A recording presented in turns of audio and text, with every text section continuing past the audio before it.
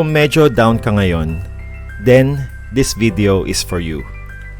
Nabasa ko to sa internet no isang araw, so this is not my original idea ha, pero nilagyan natin ng konting twist para mas maging swak sa buhay mo. At for me, this is the only motivational video na kakailanganin mo para magpursiging abutin ang mga pangarap mo dahil andito na lahat. Meron akong isa-share sa iyong 5 bagay na kapag isinaisip, isinapuso at ginawa mo, I'm sure aasenso ang buhay mo.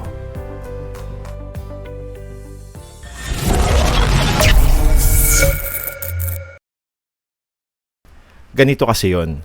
Medyo down ako nung isang araw dahil may project tayong hindi pa mag-take off. So, nag-scroll lang ako sa internet, nakita ko tong si Salome. Parang napanood ko kasi yung isa sa mga palabas niya. Pero parang lang hindi ako sure. Kesa naman mapapunta ako sa site na number 1 daw tayong mga Pinoy na bumibisita araw-araw. Minabuti ko na lang na magbasa ng mga motivational blogs. At dito ko nalaman na meron pala tayong 5 bagay na pagkakahalin tulad sa isang lapis. Number 1, a pencil, like us, has a purpose. God made a pencil to put its mark in this world. And soon, kailangan ma-establish ng pencil ang purpose na yon. Hindi siya pangkamot ng likod, hindi siya parang fidget spinner na dapat mong paikutin sa mga daliri mo, hindi din siya can opener, at hindi din siya pangkalikot sa tenga o sa ilong kapag nangangati. Yak, kadiri ka naman brother. Sorry na, wala na kasi akong maisip na ibang example The point is, if the pencil diverts its purpose, it will destroy its very existence. Kapag ginamit mo ang pencil sa ibang bagay bukod sa purpose niya, it will endanger itself.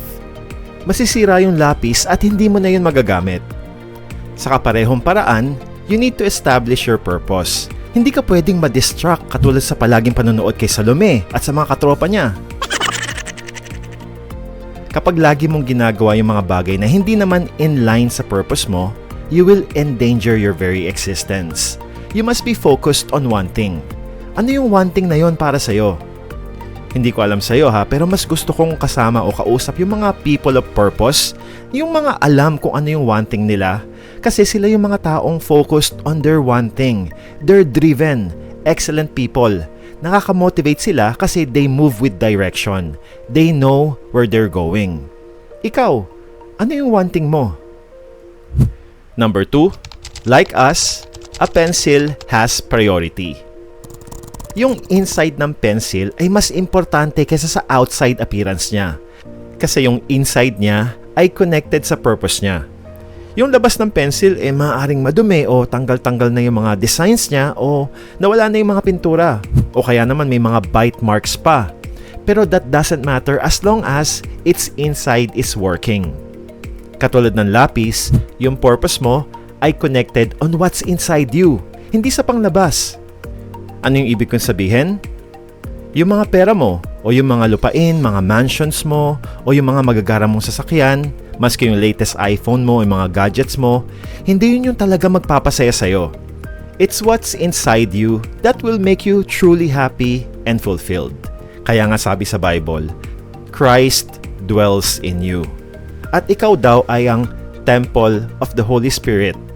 So value what's inside you more than what's outside. Number 3, ang pencil, katulad mo, also needs pain. Diba ang pencil has to go through painful sharpening just to be always useful? Ikaw nga tong tasahan ng madalas. Imagine mo kung gaano kasakit yon.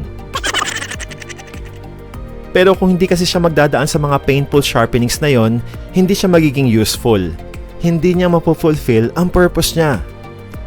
In the same way, kailangan mong ihanda ang sarili mo na pagdaanan ng mga painful sharpening sa buhay, lalo na kung gusto mong ma-achieve yung pangarap mo.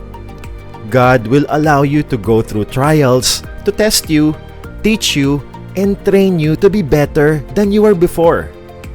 Look back into your life. There must be a reason kung bakit mo pinagdaanan yung mga major na pagsubok sa buhay mo.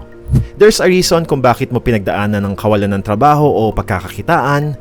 There's a reason kung bakit mo pinagdaanan yung ma-scam ng libo-libo o daang libong piso, there's a reason kung bakit ka may mabigat na pinagdadaanan ngayon. Nag-fail ako sa siyam na negosyo, nalubog sa sangkatutak na utang. Grabe nga tinaas ng hairline ko dahil dun eh.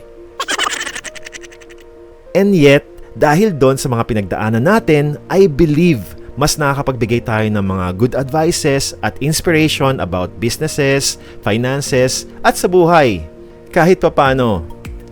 Kaya kung may napupulot kang aral, kahit mga microscopic lang, baka naman pwedeng pakipitik yung like button. Salamat. Number 4, a pencil, katulad mo, needs perseverance. Kapag nagkamali ang pencil, the pencil doesn't give up.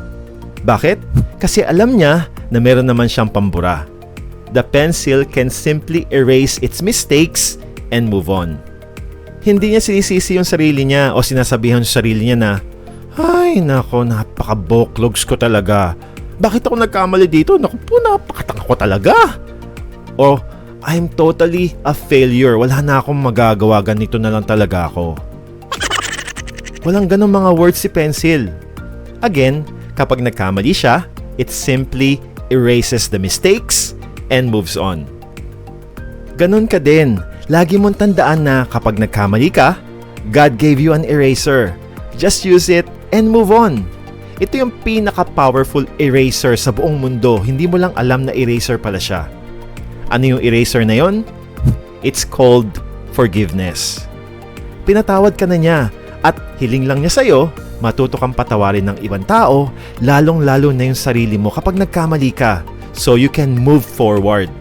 Kaya naman gamitin mo yung eraser na yon every day.